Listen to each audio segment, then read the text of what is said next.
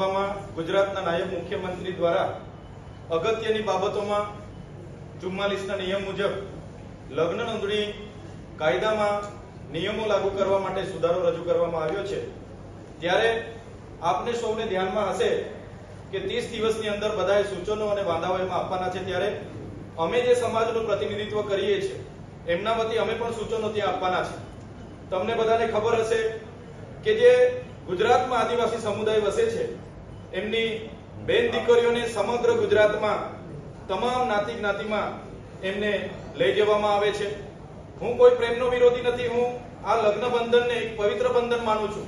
હું કોઈ જ્ઞાતિ જ્ઞાતિનો વિરોધી નથી, હું બધા સાથે બધાને સન્માન કરું છું।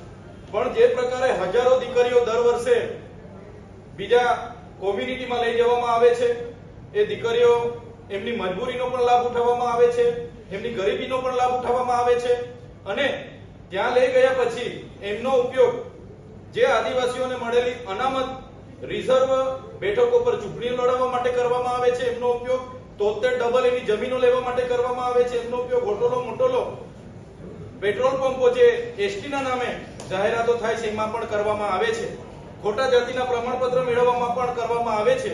ત્યારે આદિવાસી વિસ્તારોમાંથી જો દીકરીઓને લઈ જવામાં આવે તો બીજા કોમ્યુનિટીમાંથી પણ આદિવાસી યુવાનોને દીકરીઓ લગ્ન માટે સહમતિ મળે એનો સુધારો અમે મૂકવાના છે।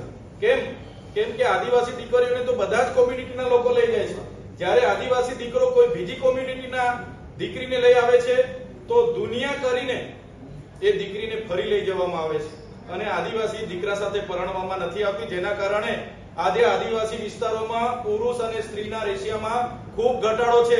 અમારા યુવાનો લગ્ન વગરના આજે ફરે છે।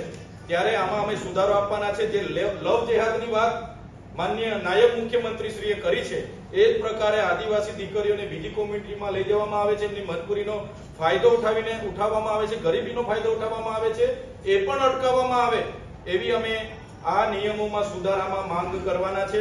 અને જે આદિવાસી દીકરીઓને આદિવાસીની રિઝર્વ બેઠકો પર અહીંથી પરણી લઈ જઈને ચૂંટણીઓ માટે એમને સિલેક્ટ કરવામાં આવે છે, 73 ડબલ એની જમીનોમાં માલિકી ધારામાં, વારસાઈ ધારામાં અને તમામ ધારાઓમાં એમનો ઉપયોગ કરવામાં આવે છે, બાબતને પણ અટકાવવામાં આવે અને જે પ્રકારે આદિવાસી દીકરીઓને ત્યાં લઈ જવામાં આવે છે એ જ પ્રમાણે બીજી કોમ્યુનિટીની દીકરીઓને પણ આદિવાસી યુવાનો સાથે પરણવા માટે સહમતિ આપવામાં આવે એ સૂચન અમે ત્યાં રજૂ કરવાના છે।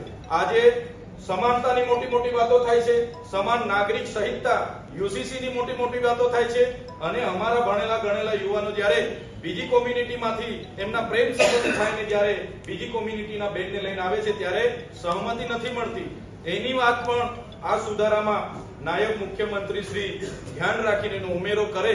કાં તો અમારી દીકરીઓને લઈ જવામાં આવે છે તો બધી જ કોમ્યુનિટીના દીકરીઓને પણ અમારા યુવાનોને આપવામાં આવે, ક્યાં તો બીજી કોમ્યુનિટીના લોકો અમારા યુવાનોને દીકરીઓ નથી આપવા માંગતા તો અમારી કોમ્યુનિટીની દીકરીઓને પણ બીજી કોમ્યુનિટીમાં લઈ જવામાં ન આવે એ સુધારો પણ અમે આ નિયમોમાં મૂકવાના છે। ધન્યવાદ।